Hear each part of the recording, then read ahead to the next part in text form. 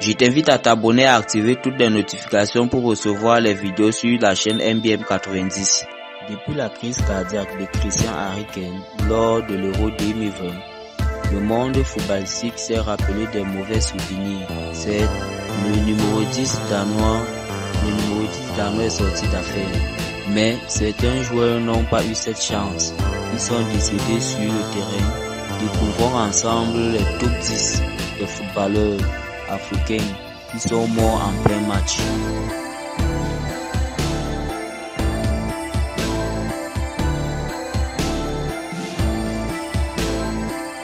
Samuel Okparaji, né le 19 mai 1964 à Oulu, est mort le 12 août 1989 à Lagos. Samuel Okparaji était un footballeur international de nationalité nigérienne des années 80. Il évolue au poste de milieu de terrain. Il participe à la CAN 1988, inscrivant son unique but en sélection lors des matchs de poule contre le Cameroun. Dès la deuxième minute, il est également finaliste du même tournoi, battu par les mêmes Lions indomptables. Ensuite, il participe aux Jeux Olympiques de 1988 où il dispute tous les matchs du Nigeria. Enfin, il participe aux éliminatoires de la Coupe du Monde de 1990. Le Nigeria rencontre au Lagos National Stadium l'Angola le 12 août 1989. Alors que le Nigeria menait 1-0, Samuel s'effondre sur le stade à la 80e minute, victime d'une insuffisance cardiaque. Après les résultats de l'autopsie, on découvrira qu'il avait une hypertrophie du cœur et une hypertension artérielle. Samuel était également en parallèle avec un avocat qualifié qui avait une maîtrise en droit international obtenue à l'Université de Rome. En deuxième position, on a Marc-Vivien Foué. Marc est né dans le quartier de Nkolo à Yaoundé. Le 1er mai 1975, il est mort à Lyon le 26 juin 2003. Le footballeur international camerounais au départ, Foué obtient sa naturalisation française en décembre 1998. Le milieu de terrain défensif sélectionné à 64 reprises en équipe nationale du Cameroun est mort à l'âge de 28 ans d'un accident cardiaque au cours d'un match Cameroun-Colombie, le Coupe de Confédération en 2003. Marc-Vivien Foué s'écroule à la 72e minute de la demi-finale Cameroun-Colombie sur le terrain du stade de Gerland à Lyon. Il est alors loin de l'action dans le rond central, alors qu'il se replaçait après une longue chevauchée sur le flanc gauche. Il a été victime d'un malaise. Les premiers arrivés à son chevet sont les Colombiens, Yepes et Fatima. Après de longues secondes, Foué a ensuite évacué maladroitement vers l'antenne médicale du stade, d'où le médecin de la FIFA annonce de favorables nouvelles. Après 45 minutes de tentative pour le réanimer, Giroud en direct déplore que le match ne doit pas être arrêté pour qu'on puisse s'occuper du joueur, dont l'état semble être grave. Ainsi, le font tomber et le transportant hors du stade. C'est ainsi que l'un des meilleurs guerriers camerounais du ballon rond s'éteint. En troisième position, on a Moïse Bro Apanga. Moïse Bro Apanga est un footballeur gabonais de nationalité ivoirienne. Né le 4 février 1982 à Abidjan, Moïse Bro décède le 26 avril 2017 à Libreville au Gabon suite à une crise cardiaque pendant les entraînements avec son club. En quatrième position, on a Idrissa Ndem.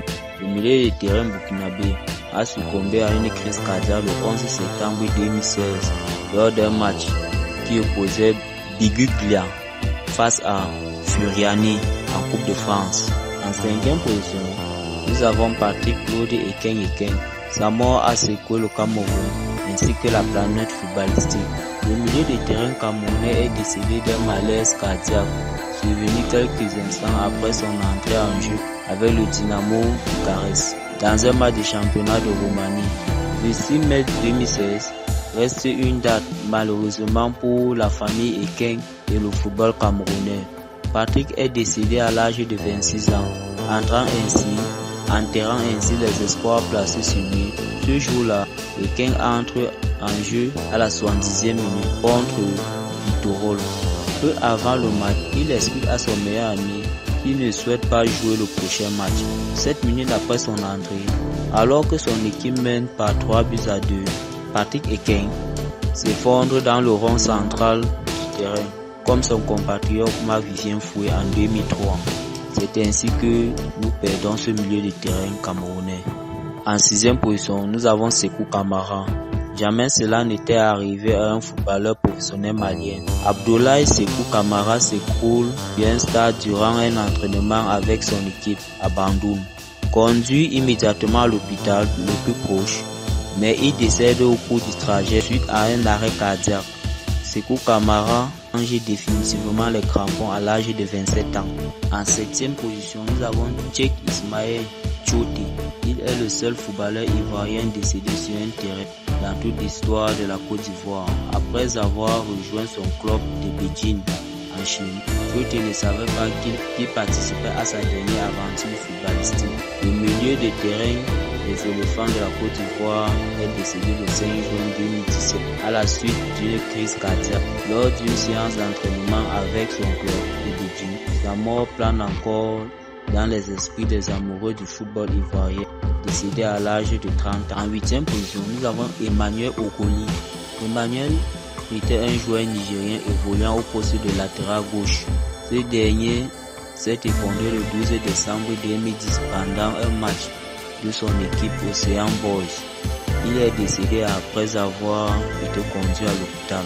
En 9e position, nous avons Eddy Berekissa, alias Bala, est décédé suite d'une crise cardiaque à Tunis.